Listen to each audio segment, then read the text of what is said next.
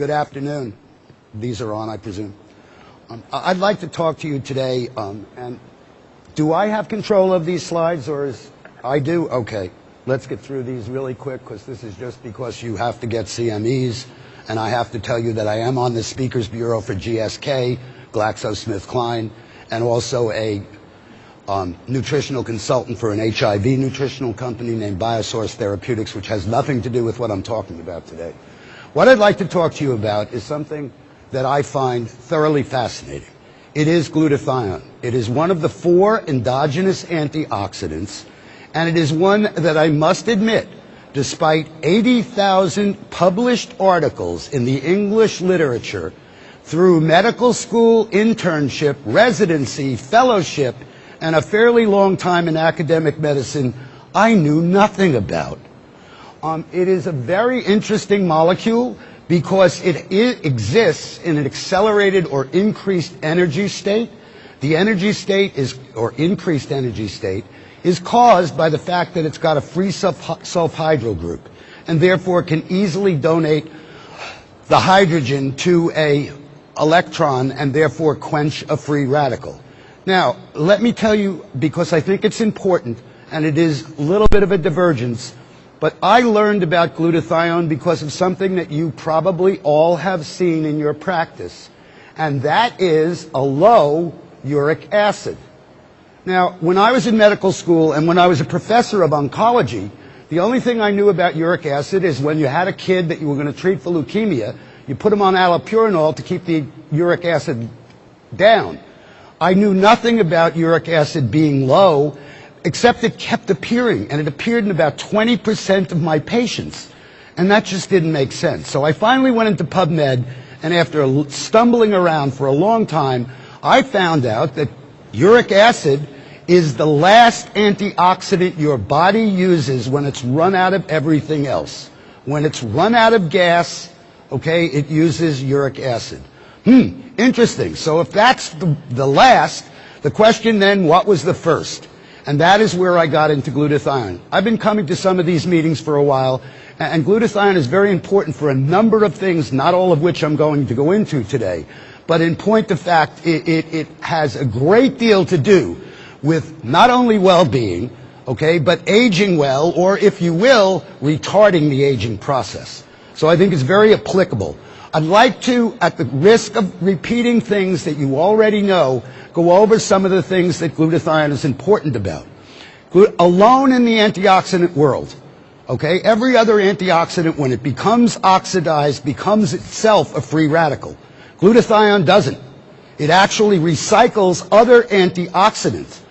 In fact, the body considers it so important that up to 6% of the entire ATP expenditure or energy expenditure of the body may be used to synthesize and optimize glutathione levels. That's pretty impressive, 6% of the entire energy output of the body.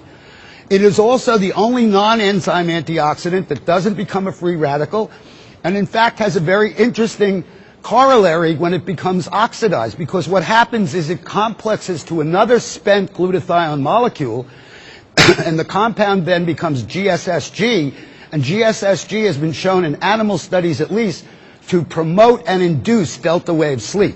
We all know the importance of that in terms of the aging process, so this, even in its used up form, functions as a very useful product.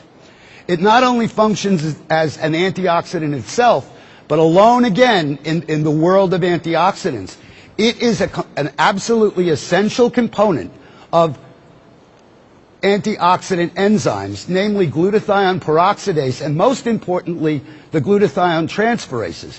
And I bring that up because glutathione transferase abnormalities have now been associated with virtually every cancer known to man, and probably with a lot more than that. And therefore, by promoting the production of glutathione transferases through improving glutathione, we may be doing even more than I'm able to talk about right now. In addition, if that were not enough, let's keep going. It's a chelator. In fact, it's 50% as effective as oral chelation in getting rid of mercury. It has an effect on other heavy metals, but they're not as pronounced as mercury, and mercury is pretty ubiquitous in an environment, so it kind of comes as a freebie. And it detoxifies organic pollutants, perhaps the best known one of which is the 2-carbon fragment that we know as alcohol. And in fact, without glutathione, you ultimately get a hangover because you stop the process at acetaldehyde, which is phase 1 detox, and that in itself is a free radical, and obviously many of us may have felt the effects of that if we didn't have enough glutathione. Now, why is it important in aging? Well, these are old data, and I think they're probably not as robust as they should be, but I'll give you what is available now. Glutathione levels decrease with age. The data would suggest it's 1% a year beginning in the 20s. I think that's too little, too late, but that's only my opinion right now. I haven't proved it. There are some very interesting things, though. Age-matched normals, okay, reveal that anybody at, say, 45 who's had his first heart attack or has asthma or whatever other disease you want to use has a lower glutathione level than somebody of that age who's well. So disease causes decrease in glutathione and an accelerated decrease compared to normals. Glutathione happens to be, and this is perhaps the take-home message, it's the major protector of mitochondrial DNA.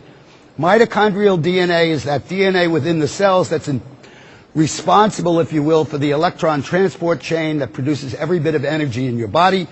And we know from pathologic data that if you take a biopsy from a 90-year-old and compare it to a biopsy in a 5-year-old, the mitochondrial DNA in the 90-year-old is only 5% normal compared to the 5-year-old. So obviously we destroy our mitochondrial DNA, we destroy our energy, and we age. Maintenance of normal mitochondrial DNA is directly correlated, and it's got an R value above 0.9 with aging. So the higher your glutathione, the less you age.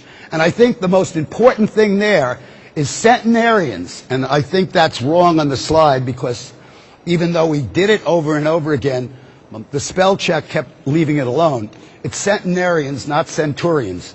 Okay, demonstrate glutathione levels that are similar to a 30 to 50-year-old normal, well person.